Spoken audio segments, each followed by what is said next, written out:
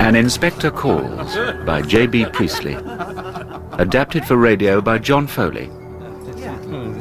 Oh, you got some. With John Woodvine and Maggie Steed as Arthur and Sybil Burling, and Bob Peck as Inspector Gould.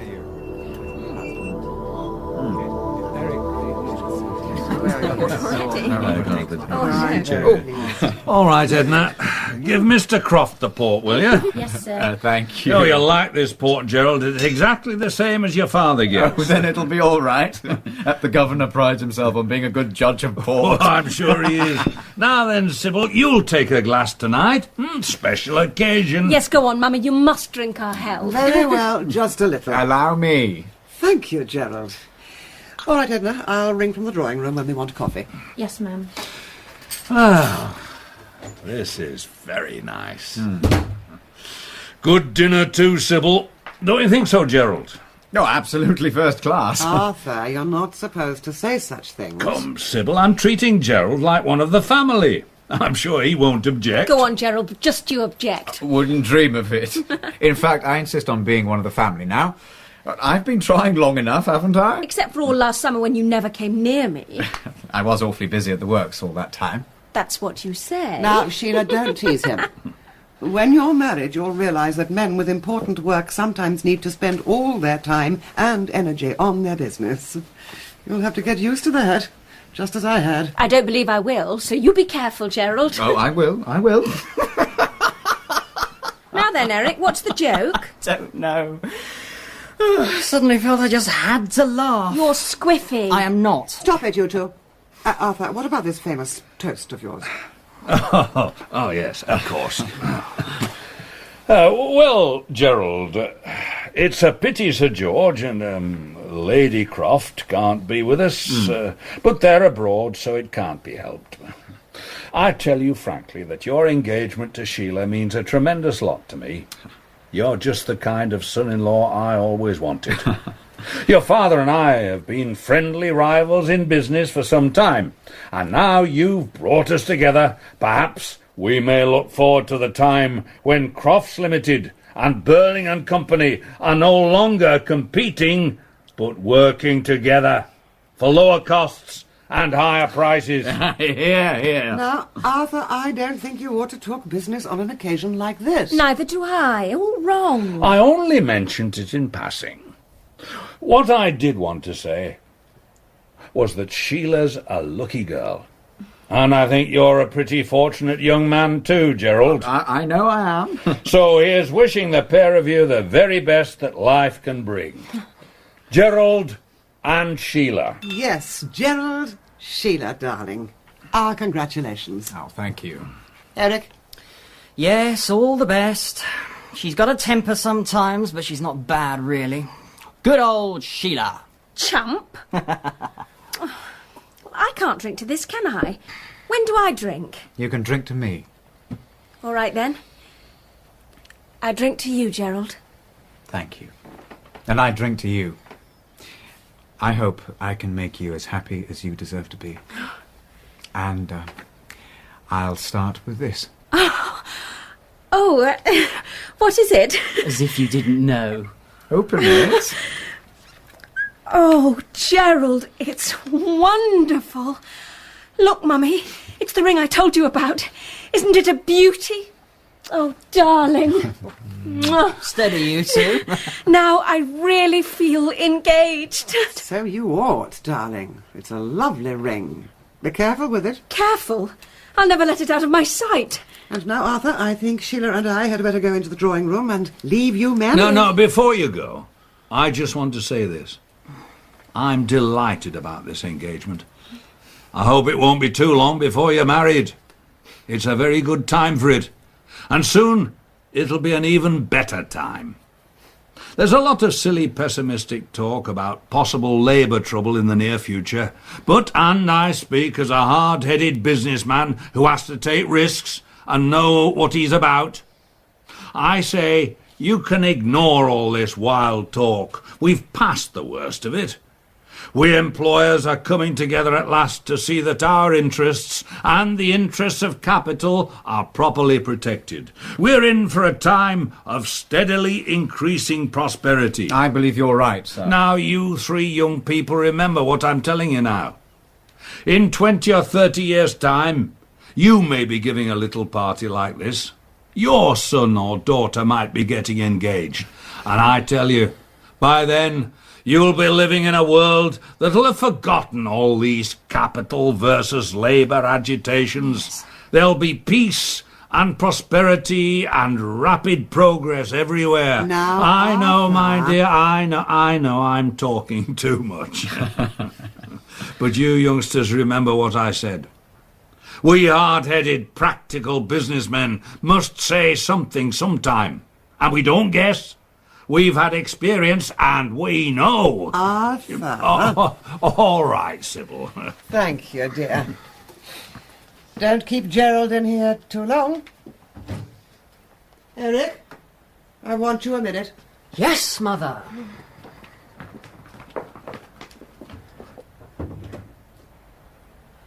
A cigar? No thanks. I can't really enjoy them. Oh, you don't know what you're missing. Oh, help yourself to port. Oh, thank you.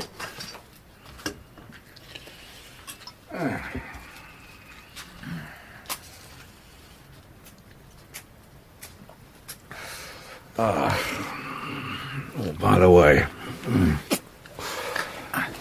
now we're alone, there's something I'd like to mention, in strict confidence. I have an idea your mother feels you might have done better for yourself socially. I say. Oh, no, that's all right. Now, Lady Croft comes from an old county family, landed people and so forth. It's only natural. But what I wanted to say is this. There's a fair chance that I might find my way into the next honours list. Oh, just a knighthood, of course. Oh, I say congratulations. I've had a hint or two. You see, I was Lord Mayor 2 years ago when royalty visited, and I've always been regarded as a useful party man. So I gather there's a very good chance of a knighthood. So long as we behave ourselves, eh? Don't get into the police court or start a scandal, eh? Well, if that's the only obstacle, sir, I think you might as well accept my congratulations now. I couldn't do that, and don't say anything yet. Not even to my mother. I know she'd be delighted. Well, when she comes back, you might drop her a hint. And you could promise her that we'll try to keep out of trouble during the next few months. What's the joke? Started telling stories? No. Want another glass of port? Oh, yes, please. All right, then, and give me one.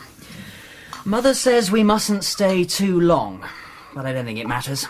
I left them talking about clothes. You'd think a girl had never had any clothes before she gets married. Women are potty about them. You've got to remember, my boy, that clothes mean something quite different to a woman. Not just something to wear, not only something to make them look prettier, but, well, a sort of sign or token of their self-respect. Oh, that's true. Yes, I remember... What do you remember? Nothing. Nothing. Sounds a bit fishy to me. No. You don't know what some of these boys get up to nowadays, Gerald. More money to spend and time to spare than when I was Eric's age. Oh, they worked us hard in those days and kept us short of cash. Though even then, we broke out and had a bit of fun sometimes. I bet you did. Yeah, but this is the point. What so many of you young fellas don't seem to understand now, when things are so much easier, is that a man has to make his own way, has to look after himself. Oh, and his family too, of course, when he has one. So long as he does that, he won't come to much harm. But the way some of these cranks talk and write now, you'd think everybody has to look after everybody else, as if we were all mixed up together like bees in a hive. Yeah. Community. All that nonsense. But take my word for it, and I've learnt in the good hard school of experience, A man has to mind his own business and look after himself and his own. And Somebody at the front door. Edna will answer it. Have another glass of port, Gerald. Then we'll join the ladies. That'll stop me giving good advice. Yes, you piled it on a bit tonight, Father. Special occasion. I'm feeling contented. I wanted you to have the benefit of my experience. Please, sir, an inspector's called to see you. An inspector? What kind of inspector? A police inspector. He says his name's Gould. Gould? No, I don't know him. He says it's important, sir. All right, well, show him in then. Yes, sir. I'm still on the bench. It may be something about a warrant. Oh, sure to be. Unless Eric's been up to something. And that would be awkward, wouldn't it? Oh, very. Here, what do you mean? Only something we were talking about when you were out. A joke, really. Well, I don't think it's very funny. What's the matter with you? Nothing. Inspector Gould. Mr. Burling? Yes. All right, Edna. Yes, sir. You're new, aren't you, Inspector? Yes, sir. Recently transferred. I was an alderman for years, and Lord Mayor 2 years ago, and I'm still on the bench. So I know the Brumley police officers pretty well. I thought I'd never seen you before. Well, what can I do for you? I'd like some information, if you don't mind. 2 hours ago, a young woman died in the infirmary. She was taken there this afternoon because she'd swallowed a lot of strong disinfectant. Burnt her inside out. My God. Yes. She was in great agony. They did everything they could for her at the infirmary, but she died. Suicide, of course. Horrible business. But I don't understand why you should come here, Inspector. I've been round to the room she had, and she'd left a letter there. And a sort of diary. Like a lot of these young women who get into trouble, she'd used more than one name.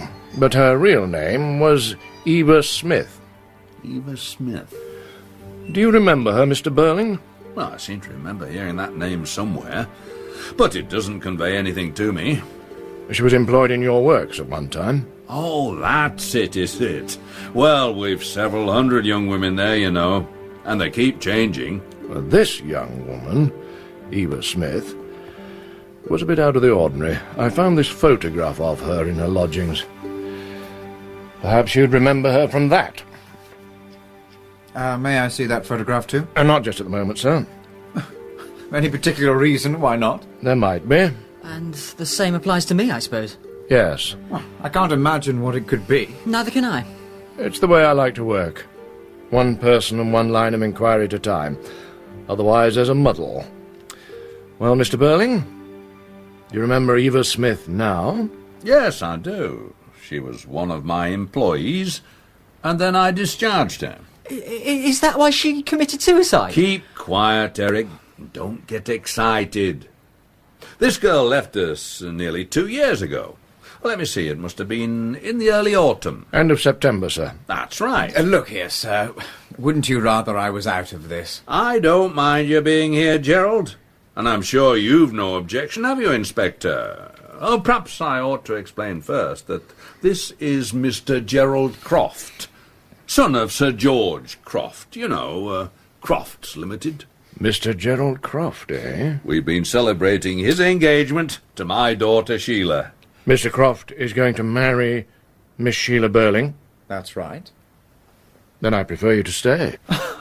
Oh, very well. Look, there's nothing mysterious about this business. And as it happened nearly 2 years ago, obviously it has nothing whatever to do with the wretched girl's suicide. Eh, Inspector? I can't agree with you there, sir. Why not? Because what happened to her then may have determined what happened to her afterwards. And what happened to her afterwards may have driven her to suicide. A chain of events. Oh, well, put like that, there's something in what you say. Still, I can't accept any responsibility. If we were all responsible for everything that happened to everybody we'd had anything to do with, it would be very awkward, wouldn't it? Very awkward. By Jove, yes. And as you were saying, Dad, a man has to look after himself. Yeah, thank you, Eric. Now, Inspector, about this Eva Smith. I remember her quite well now. She was a lively girl, a good worker too. In fact, the foreman in the machine shop where she worked told me he was ready to promote her into what we call a leading operator, head of a small group of girls. But after they came back from their holidays that August, they suddenly decided to ask for more money. They were averaging about 22 and 6, neither more nor less than is paid generally in our industry. But they wanted the rate raised to about 25 shillings a week. Well, I refused, of course. Why? Why? Yes. Why did you refuse? Inspector, I don't see that it's any concern of yours how I choose to run my business. It might be. I don't like your tone. Or all these questions. It's my duty to ask questions. So, why did you refuse? If I'd agreed to this demand for a new rate, we'd have added about 12% to our labour costs. Does that satisfy you? We were paying the usual rates, and if they didn't like those rates, they could go and work somewhere else. It's a free country, I told them. It isn't if you can't go and work somewhere else. Keep out of this, Eric. You hadn't even started in the works when this happened. So they went on strike. That didn't last long, of course. Oh, not if it was just after the holidays. They'd all be broke if I know them. They mostly were. And so was the strike after a week or two. A pitiful affair. Well, we let them all come back at the old rates, except the 4 or 5 ringleaders who'd started the trouble. I went down myself and told them to clear out. This girl, Eva Smith, was one of them. So she had to go. You couldn't have done anything else. He could. He could have kept her on instead of throwing her out. I call it tough luck. Rubbish. If you don't come down sharply on some of these people, they'd soon be asking for the earth. They might. But after all, it's better to ask for the earth than to take it. What did you say your name was, Inspector? Goole. Goole. How do you get on with our Chief Constable, Colonel Roberts? I don't see much of him. Perhaps I ought to warn you that he's an old friend, and I see him fairly frequently. We play golf together sometimes. I don't play golf. I didn't suppose you did. Well, I think it's a damn shame. I never wanted to play. I mean about this girl. I don't see why she should have been sacked just because she'd a bit more spirit than the others. I'd have let her stay. Unless you brighten your ideas, you'll never be in a position to let anybody stay or tell them to go. It's about time you learned to face responsibilities. That's something this public school and varsity life you've had doesn't seem to teach you. Well, we don't need to tell the inspector all about that, do we? I don't see that we need to tell the inspector anything more. In fact, there's nothing I can't tell him. I told the girl to clear out. She went. That's the last I heard of her. Huh. What happened to her after that? Go on the streets, did she? Not exactly. What's this about streets? Oh, sorry, I didn't know we had a visitor. Mummy sent me to ask why you didn't come along to the drawing room. We shall be along in a minute now. Just finishing. I'm afraid not. There's nothing else, you know. What's this about? Nothing to do with you, Sheila. Run along. Just a minute, Miss Burling. Look here, Inspector. I consider this uncalled for and officious. I've half a mind to report you. I've told you all I know. And now there isn't the slightest reason why my daughter should be dragged into this business. What business? What's happening? I'm a police inspector, Miss Burling. This afternoon, a young woman drank some disinfectant and died in the infirmary after several hours of agony. Oh, how horrible. Was it an accident? No. She wanted to end her life. She felt she couldn't go on any longer. Well, don't tell me that's because I discharged her from my employment nearly 2 years ago. That might have started it. Did you, Dad? The girl had been causing trouble in the works. I was quite justified. Yes, I think you were. I know we'd have done the same thing. Don't look like that, Sheila.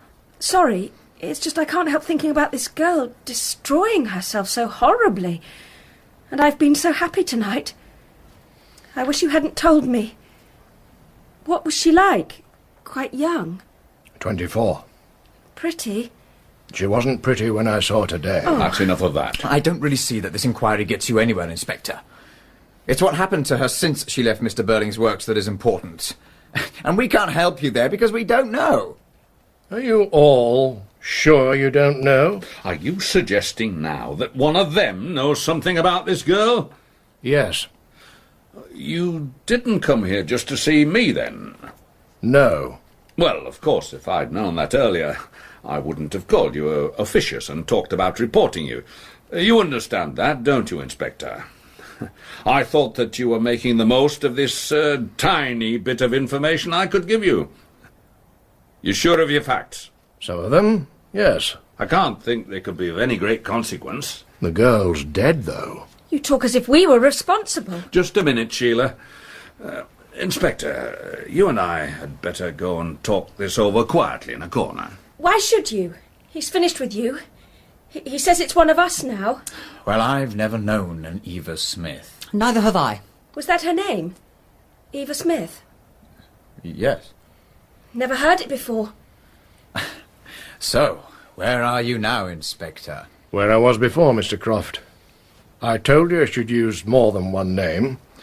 She was still Eva Smith when Mr. Burling sacked her for wanting 25 shillings a week instead of 22 and 6. But after that, she stopped being Eva Smith.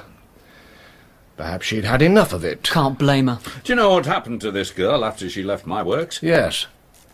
She was out of work for the next 2 months. Both her parents were dead, so that she'd no home to go back to, and she hadn't been able to save much, so after 2 months, with no work, no money coming in, and living in lodgings, with no relatives to help her, few friends, lonely, half-starved, she was feeling desperate. It's a rotten shame. Well, there are a lot of young women living that sort of existence in every city and big town in this country, Miss Burling. If there weren't, the factories and warehouses wouldn't know where to look for cheap labour. Ask your father. But these girls aren't cheap labour. They're people. I've had that notion myself from time to time. In fact, I thought it would do us all a bit of good if sometimes we tried to put ourselves in the place of these young women, counting their pennies in their dingy little back bedrooms. I expect it would. But what happened to her then? Well, she had what seemed to her a wonderful stroke of luck. She was taken on in a shop. Millward's. Millward's? It's a very good shop. We go there. In fact, I was there this afternoon. There was a good deal of influenza about at the time, and Millward suddenly found themselves short-handed. She liked working there. It was a nice change from a factory. And she felt she was making a good fresh start. But after a couple of months, just when she felt she was settling down nicely, they told her she'd have to go. Not doing her work properly. There was nothing wrong with her work. A customer complained about her, and so she had to go. When was this? At the end of January last year. What did this girl look like? Well, I have a photograph of her. If you'd care to take a look at it there. What's the matter with her? She recognised her, didn't she? Yes. Why the devil do you want to go upsetting the child like that? I didn't do it. She's upsetting herself. Why? I don't know. Yet. That's something I have to find out. Well, if you don't mind, I'll find out first. Shall I go to her? No, leave this to me. I must also have a word with my wife, tell her what's happening. We were having a nice little family celebration tonight, and a nasty mess you've made of it. That's more or less what I was thinking earlier tonight, sir.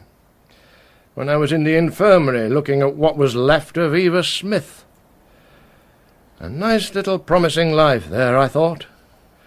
And a nasty mess somebody's made of it. Oh, well. I'd like to have a look at that photograph now, Inspector. Now, you heard what I said, Mr. Croft. One line of inquiry at a time. Otherwise we'll all be talking at once, and we won't know where we are. If you've anything to tell me, you'll have an opportunity of doing it soon. Look here, I've had enough of this. I dare say. I'm sorry, but we were having a little party. I've had a few drinks, and I've got a headache. And as I'm only in the way here, I think I'd better turn in. Oh, if you turn in, you might have to turn out again soon. Getting a bit heavy-handed, aren't you, Inspector? Possibly. But if you're easy with me, I'm easy with you. After all, we're respectable citizens, and not criminals. Sometimes there isn't as much difference as you think. Often, if it was left to me, I wouldn't know where to draw the line. Fortunately, it isn't left to you, is it? No, but some things are. Enquiries of this sort, for instance. Well, Miss Burling? You knew it was me all the time, didn't you? I had an idea it might be. From something the girl herself wrote. I've told my father. He didn't seem to think it amounted to much. But I felt rotten about it at the time, and now I feel a lot worse. Did it make much difference to her? Well, it was the last real steady job she had. When she lost it, for no reason that she could discover, she decided she might as well try another kind of life. So I'm really responsible. Oh, a good deal happened to her after that. But you're partly to blame, just as your father is. But what did Sheila do? I went to the manager of Millwoods, and I told him that if he didn't get rid of that girl, I'd persuade Mother to close our account with them. And what had this girl done to you? When I was looking at myself in the mirror, I saw her smiling at the assistant. And I was furious with her. I'd been in a bad temper anyhow. And was it the girl's fault? Not really. All right, Gerald, you needn't look at me like that. At least I'm trying to tell the truth. I expect you've done things you're ashamed of, too. I never said I hadn't. Never mind. You can settle that between you afterwards. What happened, Miss Burling? Well, I'd gone in to try something on. It was an idea of my own. Mother had been against it, and so had the assistant, but I insisted. As soon as I tried it on, I knew they'd been right. It just didn't suit me at all. I looked silly. Well, this girl had bought the dress up from the workroom, and when the assistant, Miss Francis, had asked her something about it, this girl, to show us what she meant, held the dress up as if she was wearing it. And it just suited her. She was the right type for it, just as I was the wrong type. She was a very pretty girl, too. And that didn't make it any better. Well, when I tried the thing on and looked at myself and knew that it was all wrong, I caught sight of this girl smiling at Miss Francis as if to say, "Doesn't she look awful?" And I was absolutely furious. I went to the manager and told him that this girl had been very impertinent. How could I know what would happen afterwards? If she'd been some miserable, plain little creature, I don't suppose I'd have done it. But she was very pretty and looked as if she could take care of herself. I couldn't feel sorry for her. In fact, you might be said to have been jealous of her. I suppose so, yes. So you used the power you had, as the daughter of a good customer, and also of a man well known in the town, to punish the girl. It didn't seem to be anything very terrible at the time. Don't you understand? And if I could help now, It's too late. She's dead. It's a bit thick, when you come to think of it. Oh, shut up, Eric. It's the only time I've ever done anything like that, and I'll never, never do it again. I've noticed them giving me a sort of look sometimes at Millwoods. I noticed it even this afternoon. I suppose some of them remember. Why had this to happen? That's what I asked myself tonight, when I was looking at that dead girl. And then I said to myself, try to understand why it had to happen. And that's why I'm here, and why I'm not going till I know all that happened. Eva Smith lost her job with Burling and Company because the strike failed, and they were determined not to have another one. At last she found another job in a big shop, and had to leave there because you were annoyed with yourself, and passed the annoyance on to her. Now she had to try something else. Well, first, she changed her name to Daisy Renton. Daisy Renton? That's right, sir. Do you mind if I get myself a drink, Sheila? No. Where is your father, Miss Burling? He went to tell my mother what was happening. Eric, take the inspector to the drawing room.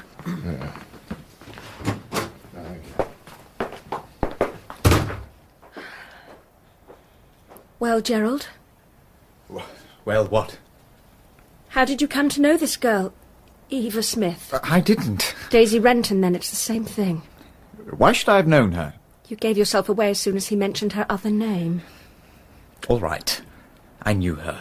Let's leave it at that. We can't leave it at that. Listen, darling. That's no use. You not only knew her, but you knew her very well. Otherwise you wouldn't look so guilty about it. When did you first get to know her? Was it after she left Millwoods, when she changed her name, as he said, and began to lead a different sort of life? Were you seeing her last spring and summer during that time when you hardly came near me and said you were so busy? Were you? Oh, yes, of course you were. I'm sorry, Sheila. But it was all over and done with last summer. I hadn't set eyes on the girl for at least 6 months. Oh. I don't come into this suicide business. So for God's sake, don't say anything to the inspector. You fool, he knows. And I hate to think how much he knows that we don't know yet. You'll see. Well... Mr. Croft? What did I tell you? Inspector, I think Miss Burling ought to be excused any more of this questioning. She's had an exciting day. We were celebrating our engagement, you know. Now she's obviously had about as much as she can stand. He means I'm getting hysterical. Well, I've no more questions to ask. But you haven't finished asking questions, have you? No. Then I'm staying. Why? It's bound to be unpleasant and disturbing. And you think young women ought to be protected against unpleasant and disturbing things? If possible, yes. Well, we know one young woman who wasn't, don't we? I suppose I asked for that. Be careful you don't ask for any more, Gerald. I only meant to say, why stay when you'll hate it? It can't be any worse for me than it has been. And it might be better. I see. What? You've been put through it, and now you want to see somebody else put through it. So that's what you think I'm like? I'm glad I realised it in time. No, I didn't mean... Yes, you did. And if you'd really loved me, you couldn't have said that. You listened to that story about me. I got that girl sacked from Millwoods, and now you've made up your mind I must obviously be a selfish, vindictive creature. I neither said that nor even suggested it. Then why say I want to see somebody else put through it? That's not what I meant at all. All right, then. I'm sorry. Yes, but you don't believe me. And this is just the wrong time not to believe me. I can tell you why Miss Burling wants to stay. A girl died tonight. A pretty, lively sort of girl who never did any harm. But she died in misery and agony, hating life. I know, and I can't stop thinking about it. Miss Burling has been made to understand what she did to this girl. She feels responsible. If she leaves now, and doesn't hear any more, then she'll feel she's entirely to blame. She'll be alone with her responsibility. The rest of tonight, all tomorrow, all the next night... Yes, that's it. And I know I'm to blame, and I'm desperately sorry. But I can't believe, I won't believe it's simply my fault that in the end she committed suicide. That would be too horrible. You see, we have to share something. If there's nothing else, we have to share our guilt. Good evening, Inspector. Good evening, madam. I'm Mrs. Burling. My husband has just explained why you're here, and while we'll be glad to tell you anything you want to know, I don't think we can help you much. No, Mother. Whatever's the matter, Sheila? You're beginning all wrong. And I'm afraid you'll say something or do something that you'll be sorry for afterwards. I don't know what you're talking about. We all started like that. So confident, so pleased with ourselves until he began asking us questions. You seem to have made a great impression on this child, Inspector. We often do on the young ones. They're more impressionable. Go to bed, dear. You'll feel better in the morning. Nothing could be worse for me, Mother. I'm staying here until I know why that girl killed herself. Nothing but morbid curiosity. It isn't. Please don't contradict me like that. In any case, I don't suppose for a moment that we can understand why the girl committed suicide. Girls of that class... Mother, don't! For your own sake as well as ours, you mustn't build up... Really, Sheila? You mustn't build up a kind of wall between us and that girl. If you do, the inspector will just break it down. And it'll be all the worse when he does. She's right. I beg your pardon. I said she's right. I consider that a trifle impertinent, Inspector. Now, what is it, Sheila? I don't know. Perhaps it's just because impertinent is such a silly word. In any case... Mother, do stop before it's too late. If you mean that the inspector will take offence... No, I never take offence. I'm glad to hear it. Though it seems to me that we have more reason for taking offence. I realise, Inspector, that you have to conduct some sort of inquiry, but I must say that so far you seem to be conducting it in a rather peculiar and offensive manner. You know, of course, that my husband was Lord Mayor only 2 years ago, and that he's still a magistrate. Mrs. Burling, the inspector knows all that, and I don't think it's a very good idea to remind him. It's crazy. Stop it, please, Mother. Yes. Now, what about Mr. Burling? He's coming back in a moment. He's just talking to my son, Eric, who seems to be in an excitable, silly mood. Really? I'm afraid he may have had rather too much to drink tonight. We were having a little celebration here. Isn't he used to drinking? He's only a boy. No, he's a young man. And some young men drink far too much. And Eric's one of them. Sheila! I don't want to get poor Eric into trouble, but this isn't the time to pretend that he's not used to drink. He's been drinking too much for the last 2 years. It isn't true. Gerald, say it isn't true. Well, Mr. Croft? Actually, I've never seen much of him outside this house. But, well, I have gathered that he does drink pretty hard. And this is the time you choose to tell me? Yes, of course it is. That's what I meant when I talked about building up a wall that's sure to be knocked flat. It makes it all the harder to bear. But it's you and not the inspector who's doing it. But don't you see? He hasn't started on you yet. If necessary, I shall be glad to answer any questions the inspector wishes to ask me. Though naturally I don't know anything about this girl. We'll see, Mrs. Burling. I've been trying to persuade Eric to go to bed, but he says you told him to stay up. That's right, Mr. Burling. Why? Because I shall want to talk to him. I can't see why.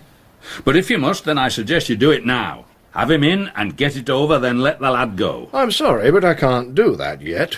Now look here, Inspector. He must wait his turn. Inspector, I've told you before, I don't like your tone, nor the way you're handling this inquiry. And I don't propose to give you much more rope. You needn't give me any rope. No, he's giving us rope so that we'll hang ourselves. Sybil, what is the matter with that child? Overexcited.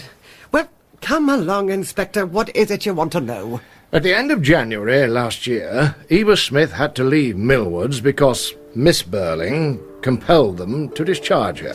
And then she stopped being Eva Smith and looking for a job and became Daisy Renton with other ideas. Mr. Croft, when did you get to know her? What? Gerald? Where did you get the idea that I did know her? It's no use, Gerald. You gave yourself away as soon as I mentioned the name Daisy Renton. Of course he did. All right. I met her first sometime in March last year, in the Stalls Bar at the Palace. I mean the Palace Music Hall here in Brumley. Well, we didn't think you meant Buckingham Palace. Sheila, you've said your piece. You're obviously going to hate this, so why on earth don't you just leave us to it? Nothing would induce me. I want to understand exactly what happens when a man says he's so busy at the works that he hardly has time to come and see the girl he's supposed to be in love with. In the Stalls Bar at the Palace Variety Theatre. I happened to look in one night, and as the show wasn't very bright, I went to the bar. It's a favourite haunt of women of the town. Women of the town? I think it would be much better if Sheila didn't listen to this story. You're forgetting I'm supposed to be engaged to the hero of it. Go on, Gerald. You went into the bar, a favourite haunt of the women of the town. Oh, I'm glad I amuse you. Come along, Mr. Croft. What happened? I didn't propose to stay long. But then I noticed this girl. My God. Sorry, I've suddenly realised, just taken it properly, that she's dead. Go on, Mr. Croft. She looked young and fresh and altogether out of place there. And obviously she wasn't enjoying herself. Old Joe Meggerty, half drunk and goggled-eyed, had wedged her into a corner with that obscene fat carcass. There's no need to be disgusting. And surely you don't mean Alderman Meggerty? Of course I do. He's a notorious womanizer, as well as being one of the worst sots in Brumley. Well, really, Alderman Meggerty, I must say we are learning something tonight. Well, go on, please, Mr. Croft. The girl saw me looking at her and gave me a glance. That was nothing less than a cry for help. So I went across and told Meggerty that the manager had a message for him or something like that. Got him out of the way. And then told the girl she'd better let me take her out of there. Where did you go? To the county hotel, which I knew would be quiet at that time of night. All she wanted was to talk. A little friendliness. She talked about herself? Yes. She told me her name was Daisy Renton. That she'd lost both parents. That she came originally from somewhere outside Brumley. She also told me that she'd had a job in one of the works here and had had to leave after a strike. She said something about a shop too, but wouldn't say which it was. And she was deliberately vague about what happened. I couldn't get any exact details about her past life, but what she did let slip, though she didn't mean to, was that she was desperately hard up, and at that moment was actually hungry. I made the people at the county find her some food. And then you decided to keep her as your mistress? What? Of course, Mother. It was obvious from the start. I discovered she was going to be turned out of the miserable back room she had. A friend of mine had gone off to Canada for 6 months and given me the key to a set of rooms and asked me to keep an eye on them and use them if I wanted. So I insisted on Daisy moving into those rooms, and I made her take some money to keep her going there. I want you to understand, Inspector, that I didn't install her there so that I could make love to her. I made her go because I was sorry for her, and I didn't like the idea of her going back to the Palace Bar. I didn't ask for anything in return. I see. Yes, but why are you saying that to him? You ought to be saying it to me. I suppose I ought, really. I'm sorry, Sheila. Somehow I know. Somehow he makes you.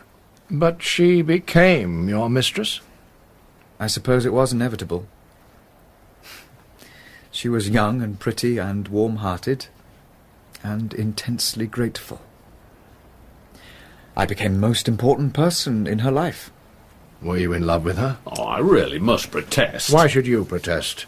It was you who turned the girl out in the first place. I only did what any employer might have done. And what I was going to say was that I protest against the way in which my daughter, a young, unmarried girl, is being dragged And into it was this whole I who had the girl turned out of her job at Millwoods. And I'm supposed to be engaged to Gerald. I'm not a child, Father. I've a right to know. Well, Gerald, were you in love with her? It's hard to say. I didn't feel about her as she felt about me. Of course not. You were the wonderful fairy prince. You must have adored it. All right, I did for a time. Nearly any man would have done. That's probably about the best thing you've said tonight. At least it's honest. Did you go and see her every night? No, I wasn't telling you a complete lie when I said I'd been busy at the works. We were very busy. But of course I did see a good deal of her. I don't think we want any further details of this disgusting affair. I do. It wasn't disgusting. It's disgusting to me. Yes, but after all, you didn't come into this, did you, Mother? Inspector, is there anything else you want to know? That you ought to know? Yes. When did this affair end? I can tell you exactly. In the first week of September. I had to go away for several weeks on business. By that time, Daisy knew it was coming to an end, so I broke it off definitely before I went. How did she take it? Better than I'd hoped. She was very gallant about it. That was nice for you. No, it wasn't. She told me she'd been happier than ever before, but that she knew it couldn't last, hadn't expected it to last. She didn't blame me at all. I wish to God she had now. Perhaps I'd feel better about it. She had to move out of those rooms? Yes. She'd saved a little money during the summer. Didn't want to take any more from me. But I insisted on a parting gift of enough money to see her through to the end of the year. Did she tell you what she proposed to do?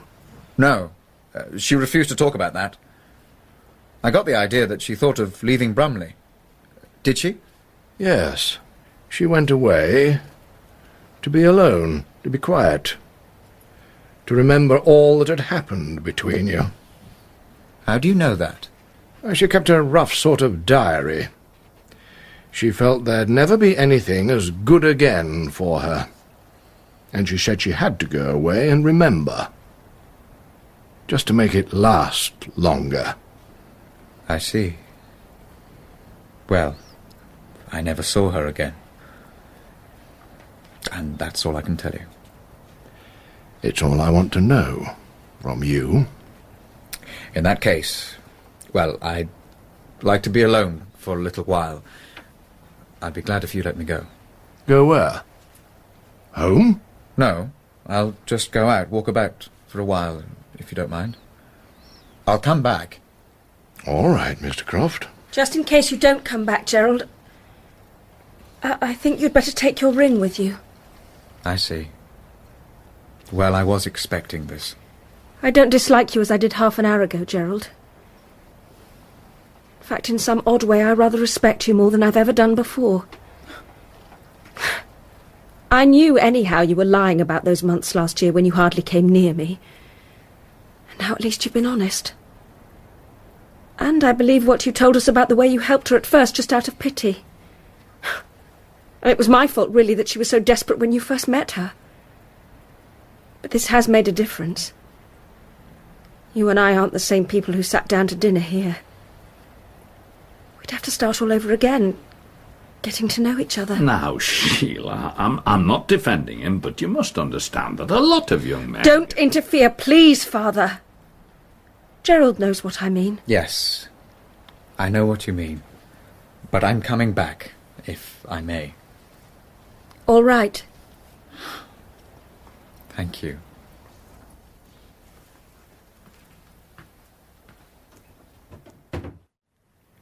You know, Inspector, you never showed him that photograph of her. It wasn't necessary. You have a photograph of this girl? Yes. I think you'd better take a look at it. You recognize her? No.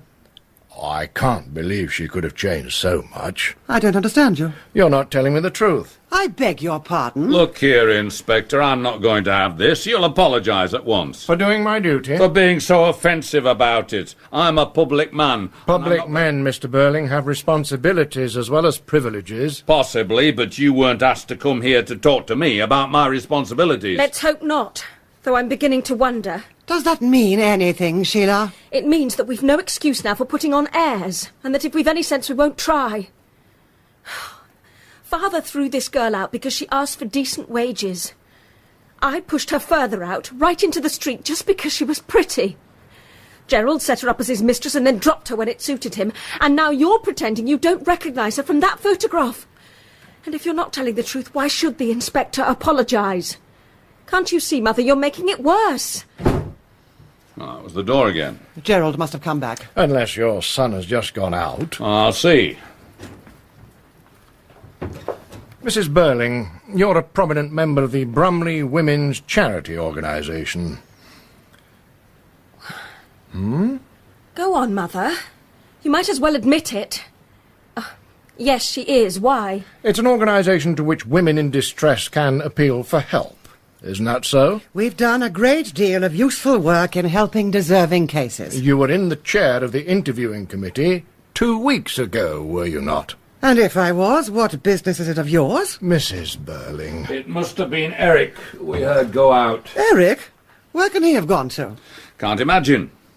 But he was in one of his excitable, queer moods, and even though we don't need him here... We do need him here, and if he's not back soon, I shall have to go and find him. Why? I'll explain that when you've answered my questions. Is there any reason why my wife should answer questions from you, Inspector? Yes, a very good reason. You'll remember that Mr. Croft told us that he hadn't spoken to or seen Eva Smith since last September. But Mrs. Burling spoke to and saw her only 2 weeks ago. Mother! Is this true? Yes, quite true. She appealed to your organisation for help? Yes. Not as Eva Smith. No, nor as Daisy Renton. As what, then? First, she called herself Mrs. Burling. Mrs. Burling? It was gross impertinence, Naturally, that was one of the things that prejudiced me against her case. I should think so. Damned impudence! You admit to being prejudiced against her case. Yes. And was it owing to your influence as the most prominent member of the committee that help was refused the girl? Yes. I didn't like her manner. She'd impertinently made use of our name, though she pretended afterwards it just happened to be the first she thought of. She had to admit, after I began questioning her, that the story she told at first, about a husband who deserted her, was quite false. Why did she want help? You know very well why. No, I don't. I know why she needed help. But as I wasn't there, I don't know what she asked from your committee. I don't think we need to discuss it. Mrs. Burling. If you think you can bring any pressure to bear upon me, Inspector, you're quite mistaken.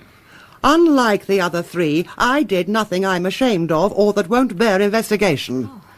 The girl made a claim for assistance. I wasn't satisfied with it. She seemed to me to be not a good case, and so I used my influence to have it refused. And in spite of what's happened to the girl since, I consider I did my duty. So, if I prefer not to discuss it any further, you have no power to make me change my mind. Yes, I have. No, you haven't. Simply because I've done nothing wrong, and you know it. I think you did something terribly wrong. And that you're going to spend the rest of your life regretting it. I wish you'd been with me tonight in the infirmary. You'd have seen... No, please. I've imagined it enough already. Then the next time you imagine it, just remember that this girl was going to have a child. Oh, really? Oh, horrible.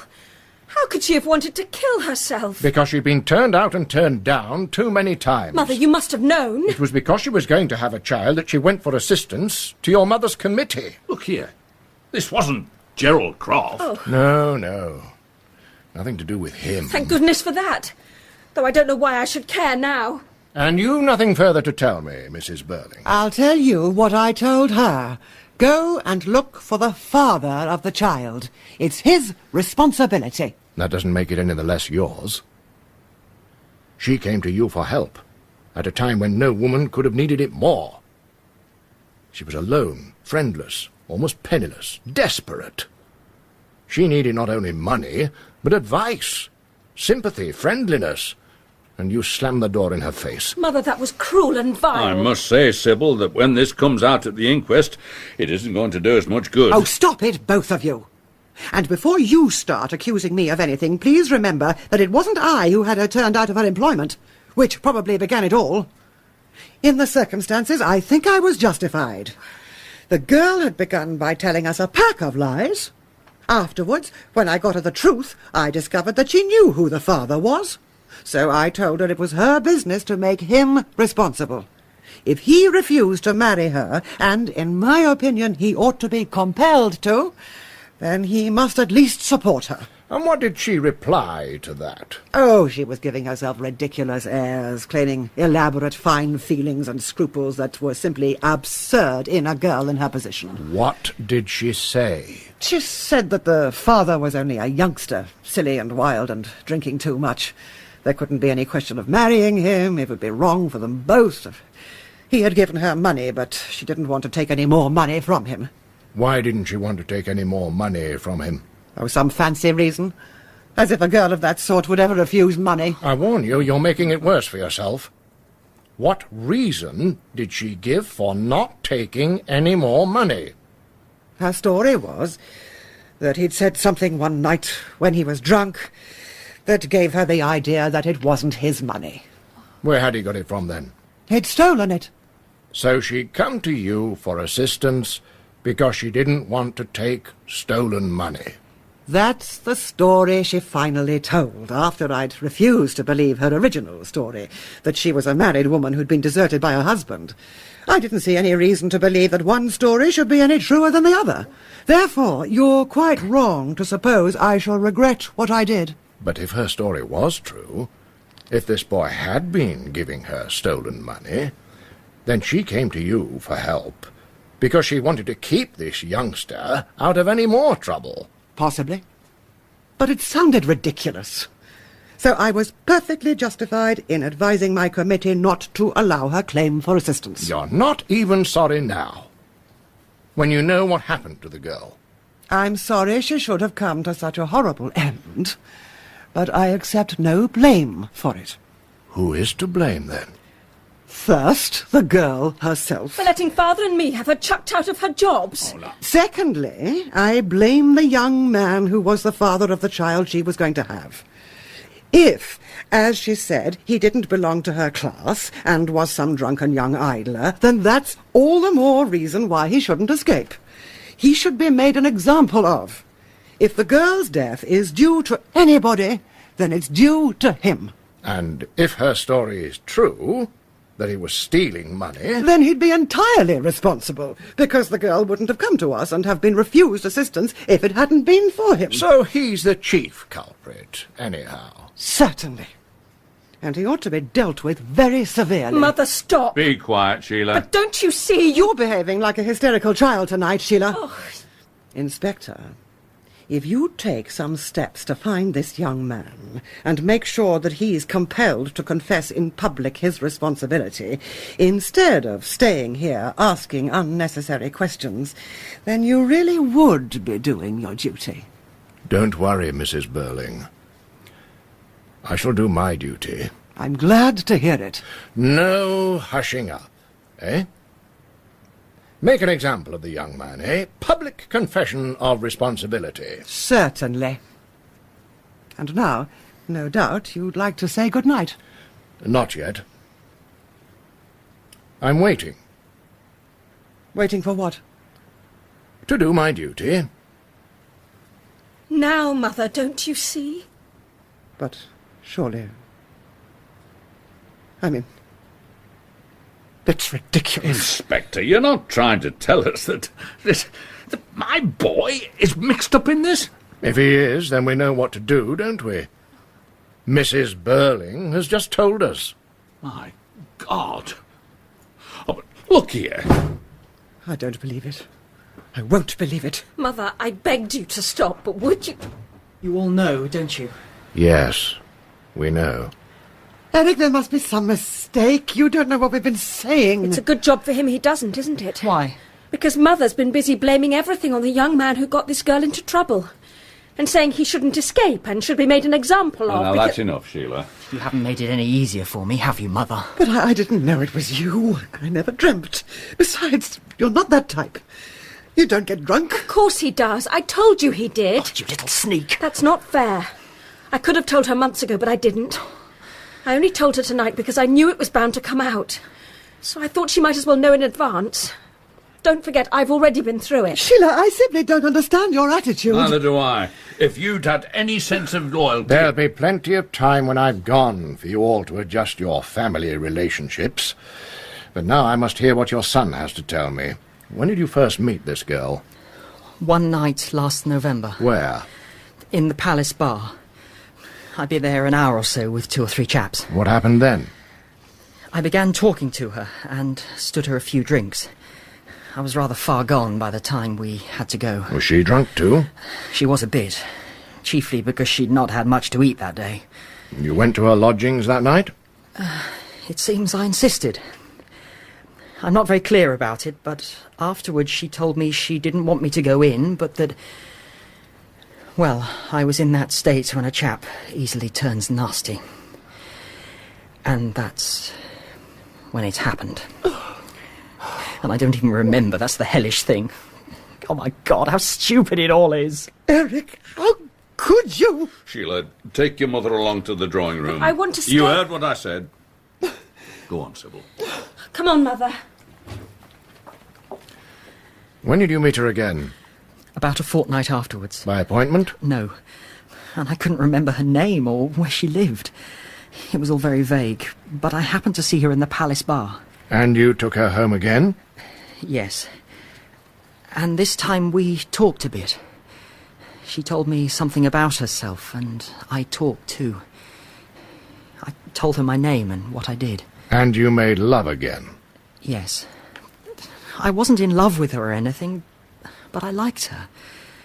She was pretty and a good sport. So you had to go to bed with her? I'm old enough, aren't I? Go on. We saw each other a few more times, and then she told me she was going to have a baby. And of course she was very worried about it. Well, yes, so was I. I was in a hell of a state about it. Did she suggest that you ought to marry her? She didn't want me to marry her. Said I didn't love her. So what did you propose to do? Well, she hadn't a job, and didn't feel like trying again for one, and she'd no money left. So I insisted on giving her enough money to keep her going, until she refused to take any more. How much did you give her altogether? I suppose about £50 all told. £50? Where did you get £50 from? Well? From the office. My office? Yes. You stole it? Not really. What do you mean? I'm sorry, Arthur. This isn't my fault. But I simply have to know what's happening. I'll tell you what's happening. He's admitted he was responsible for the girl's condition. And now he's telling us he supplied her with money he stole from my office. Eric! I intended to pay it back. We've heard that story before. How could you have paid it back? I'd have managed somehow. I had to have some money. You damn fool. Why didn't you come to me? Because you're not the kind of father a chap could go to when he's in trouble. Don't talk to me like that. Oh. Your trouble is you've been spoiled. And my trouble is that I haven't much time. You'll be able to divide the responsibility between you when I've gone. Just one last question. That's all. The girl discovered that this money you were giving her was stolen, didn't she? Yes, that was the worst of all. She wouldn't take any more, and she didn't want to see me again. But how did you know that? Did she tell you? She told me nothing. I never spoke to her. She told Mother. Sheila, she told you? Did she come here? No, she couldn't have. She didn't know I lived here. What happened, Mother? Don't look like that. Tell me what happened. After she'd done with you, she went to your mother's committee for help. Your mother refused that help. Then you killed her. She came to you to protect me, and you turned her away. You killed her. And the child she'd have had too. My child. Eric, please. You killed them Eric, both. Please. Damn you. No, Eric, I don't. don't understand. You don't understand anything. You hysterical young fool. You never did. You never even tried. You... Listen to me. This girl died a horrible death, but each of you helped to kill her. And don't ever forget that. But then I don't think you ever will. Remember, Mrs. Burling, you turned her away when she most needed help. You refused her even the pitiable little bit of organised charity you had in your power to grant her. Eric, remember what you did. My God, I'm not likely to forget. You used her for the end of a stupid, drunken evening. As if she was an animal. A thing, not a person. You, Miss Burling. I had her turned out of a job. I started it. You helped. And didn't start it. Mr. Burling.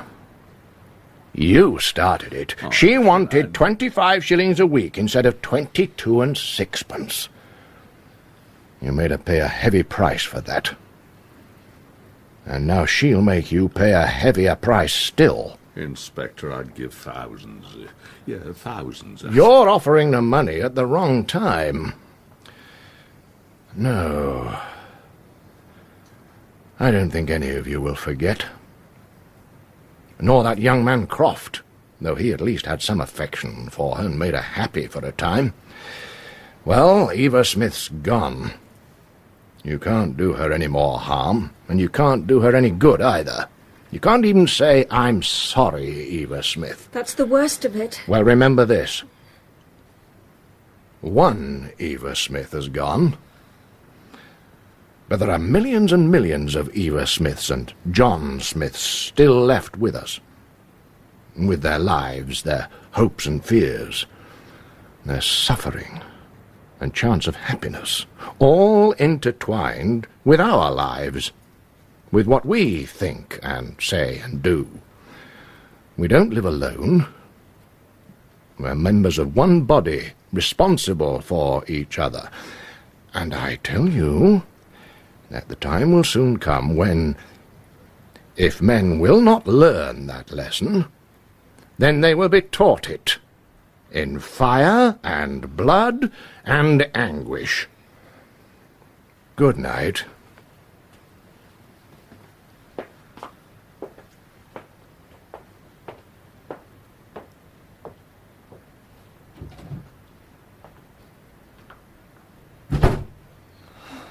You're the one I blame for this, Eric. I'll bet I am. You don't realise yet all you've done. There'll be a public scandal. I don't care now. You don't seem to care about anything. But I care. I was almost certain for a knighthood in the next honours list. For God's sake! What does it matter now whether they give you a knighthood or not? It doesn't matter to you. Apparently nothing matters to you. But it may interest you to know that until every penny of that money you stole is repaid, you'll work for nothing. And there's going to be no more of this drinking round the town and picking up women in the palace bar. I should think not. Eric, I'm absolutely ashamed of you. I don't blame you.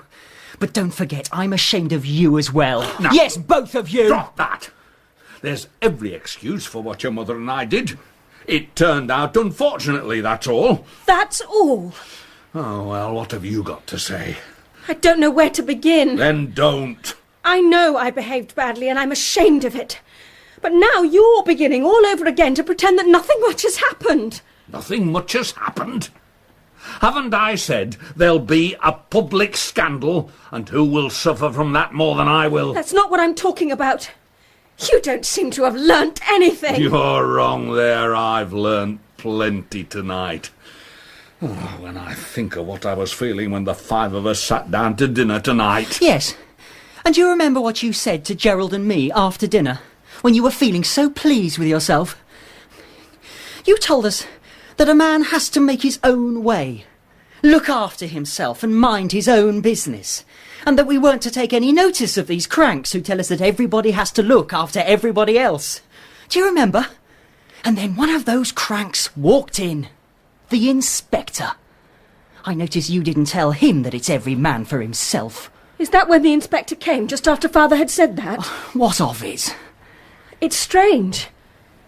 It doesn't much matter now, of course.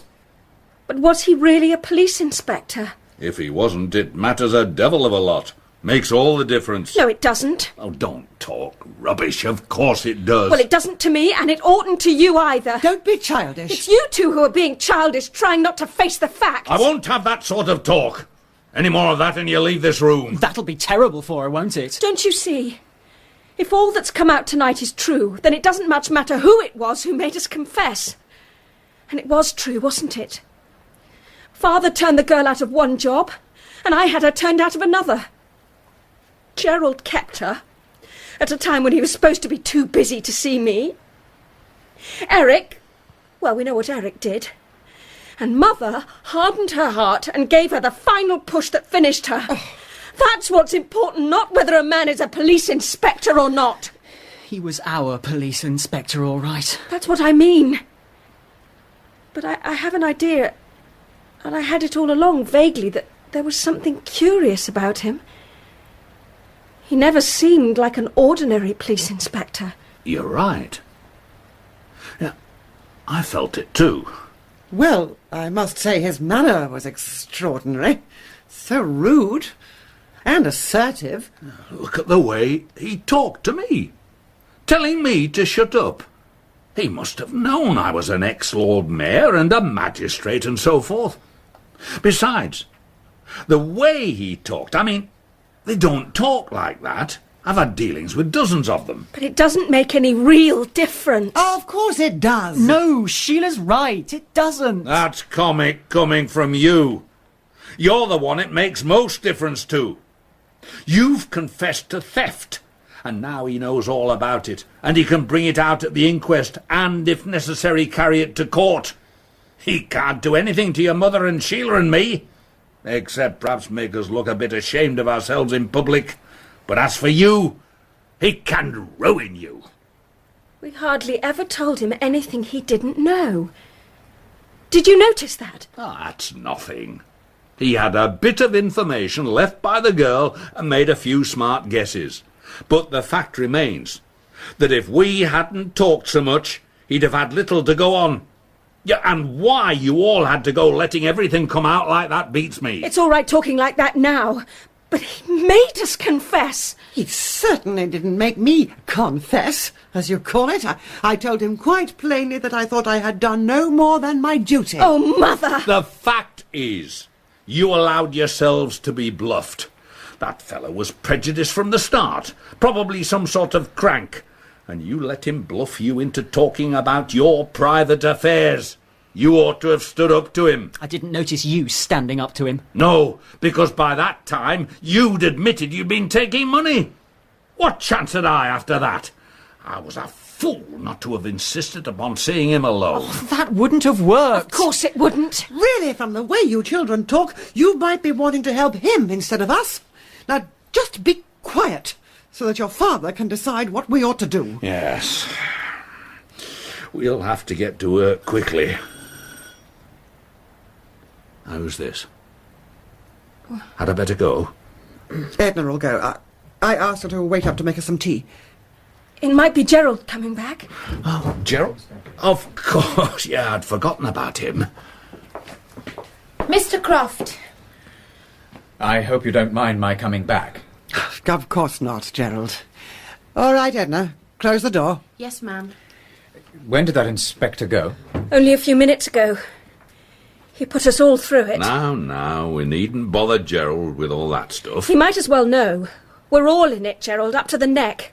It got worse after you left. How did he behave? In a very peculiar and suspicious manner. He was frightening. The way he spoke to Mr. Burling and me was quite extraordinary. If you ask me, he wasn't a police inspector. You're right.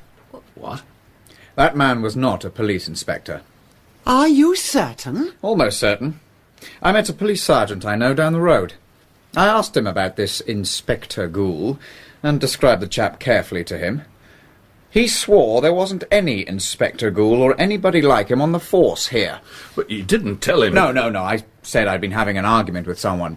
But the point is, this sergeant was dead certain they hadn't any inspector at all like the chap who came here. A fake. Didn't I tell you? Didn't I say I couldn't imagine a real police inspector talking to us like that? We've been had. I'm going to make certain of this. What are you doing? Ringing up the Chief Constable, Colonel Roberts. Brumley 8752. Careful what you say, dear. Of course. Colonel Roberts, please. Mr. Arthur Burling here. You know, Gerald, I had my suspicions all along. Oh, Roberts, Burling here. Sorry to ring you up so late, but can you tell me if an Inspector Gould has joined your staff lately? Gould. Goole.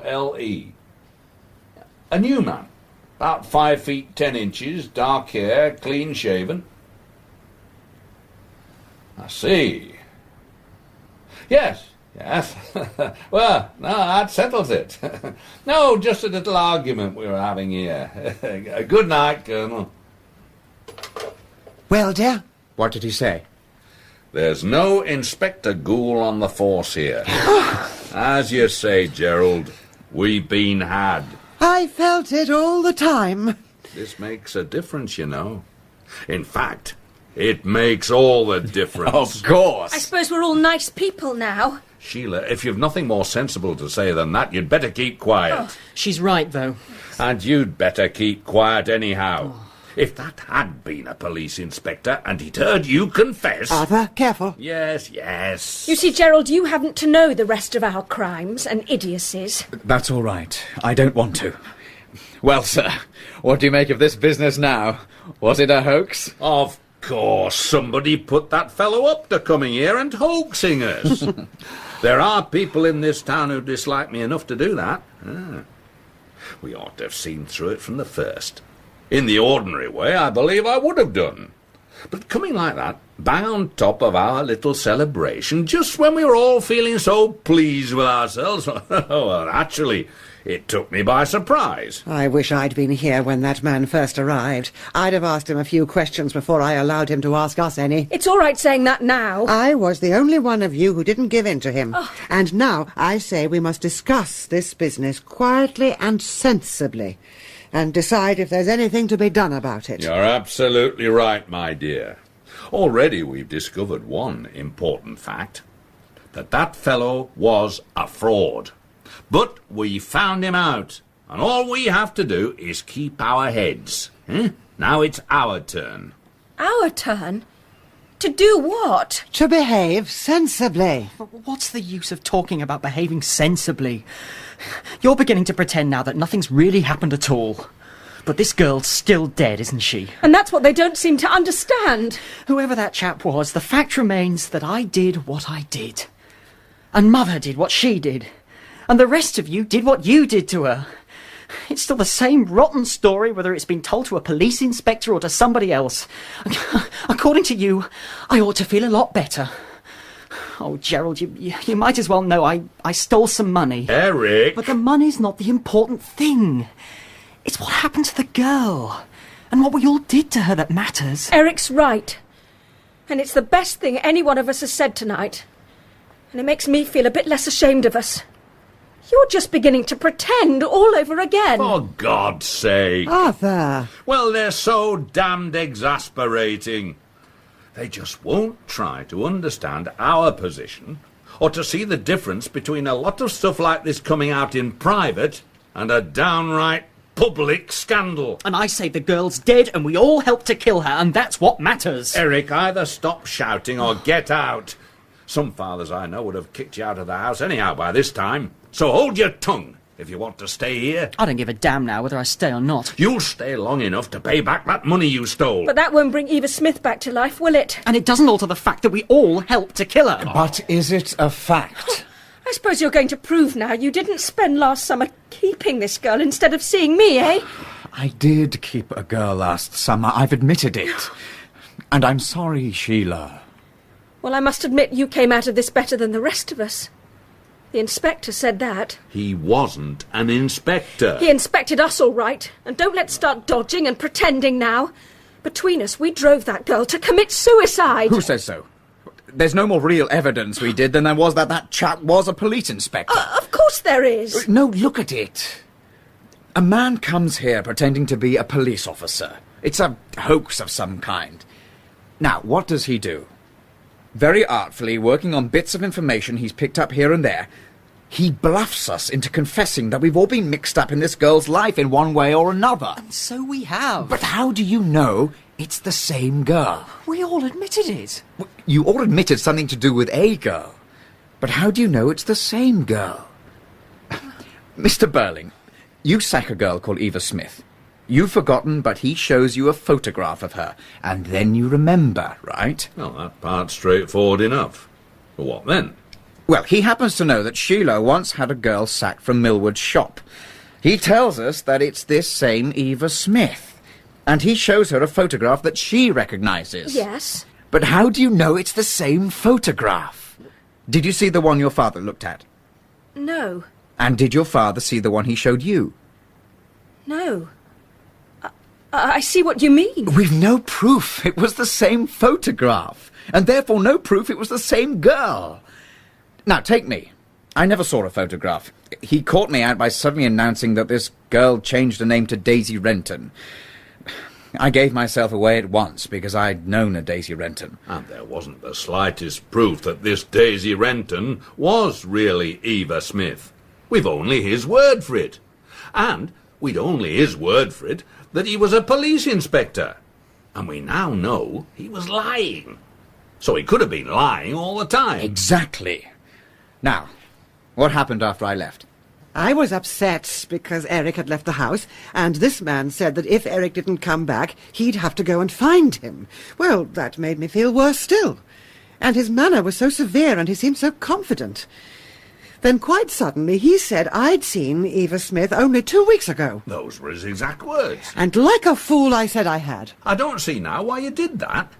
She didn't call herself Eva Smith when she came to see you at the committee, did she? Of course she didn't. But when he suddenly turned on me with those questions, I answered more or less as he wanted me to. But, Mother, he showed you a photograph of the girl before that, and you obviously recognised it. Did anybody else see it? No.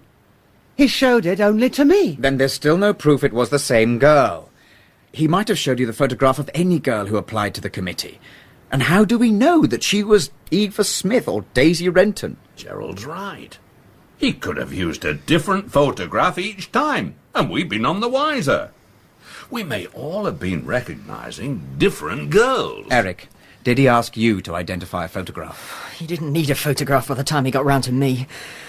But obviously it must have been the girl I knew who went to see Mother. Why must it? She said she had to have help because she wouldn't take any more stolen money.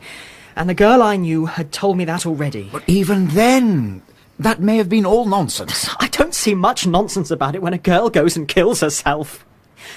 You lot may be letting yourselves out nicely, but I can't. Nor can Mother. We did her in all right. Now, wait a minute. Don't be in such a hurry to put yourself into court. That interview with your mother could have been just as much a put-up job. Like all this police inspector business, the whole damn thing can have been a piece of bluff. How can it? The girl's dead, isn't she? What girl? There were probably 4 or 5 different girls. Oh, that doesn't matter to me. The one I knew is dead. Is she? How do we know she is? That's right. How do we know any girl killed herself today? Now, answer that one. Let's look at it from this fellow's point of view. We're having a little celebration here and feeling rather pleased with ourselves. Now, he has to work a trick on us. Well, the first thing he does is to give us such a shock that after that he can bluff us all the time.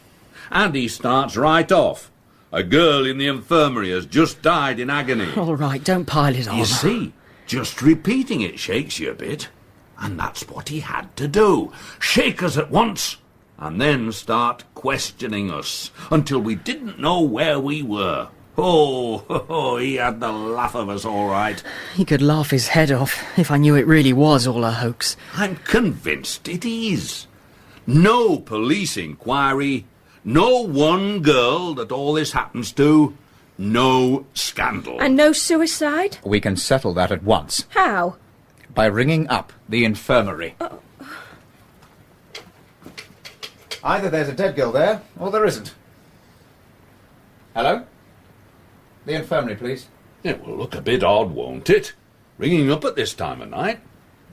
Is that the infirmary? Yeah, this is Mr. Gerald Croft of Crofts Limited. Yes.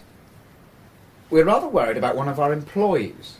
Have you had a girl brought in this afternoon who committed suicide by drinking disinfectant? Or any other suicide? Yes, I'll wait.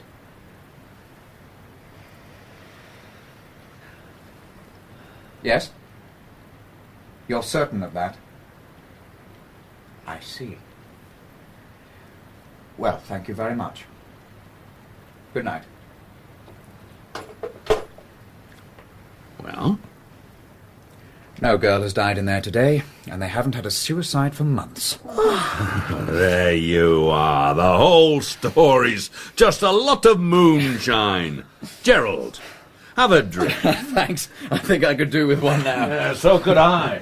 I must say, Gerald, you've argued this very cleverly. Well, you see, while I was out of the house, I'd had time to cool off and think things out a little. Yes, he didn't keep you on the run as he did the rest of us. I'll admit now, he gave me a bit of a scare at the time. But I'd had a very special reason for not wanting any public scandal just now. Here you go, Gerald. Thank you, sir. Well, here's to us. Father, you're forgetting one thing I still can't forget. Everything we said had happened, really had happened. If it didn't end tragically, then that's lucky for us. But it might have done. But the whole thing's different now. You can see that, can't you? No. You all helped to kill her. Oh, I wish you could have seen the look on your faces when he said that. Oh, come on, Sheila. You'll have a good laugh over it yet. Look, you'd better ask Gerald for that ring again. Then you'll feel better. You're pretending everything's just as it was before. I'm not. We've been had, that's all. So nothing really happened? So there's nothing to be sorry for? Nothing to learn? We can all go on behaving just as we did. Well, why shouldn't we? I'll tell you, whoever that inspector was, it was anything but a joke. You knew it then, you began to learn something. And now you've stopped. You're ready to go on in the same old way. And you're not, eh? No, because I remember what he said, how he looked, and what he made me feel. Fire, blood, and anguish. And it frightens me the way you talk. I can't listen to any more of it. I agree with Sheila. It frightens me too. I'll go to bed then. They're overtired, dear. In the morning they'll be as amused as we are. Sheila, everything's all right now. So, what about this ring? No. Gerald, not yet. It's too soon. I must think. Oh, now look at the pair of them. The famous younger generation who know it all. They can't even take a joke.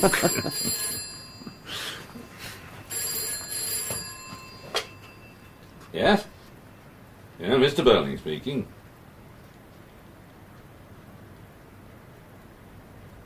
What? Hello? Hello?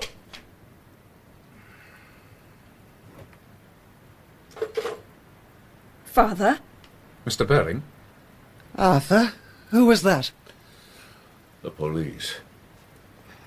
A girl has just died on her way to the infirmary after swallowing some disinfectant. And the police inspector is on his way here to ask some questions.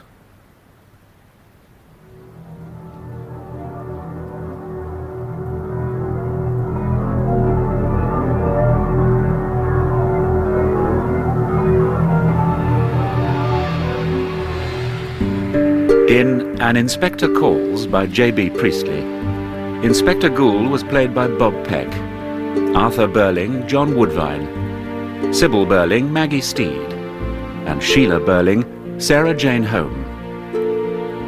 Eric Burling was David Antrobus, Gerald Croft, Joe Stone-Fewings, and Edna, Alison Pettitt. The music was composed and performed by Simon Russell. Technical presentation was by Martha Littlehales, and the production assistant was Joanne Hopper. An Inspector Calls was adapted for radio by John Foley and was directed for the BBC World Service by Rosalind Ward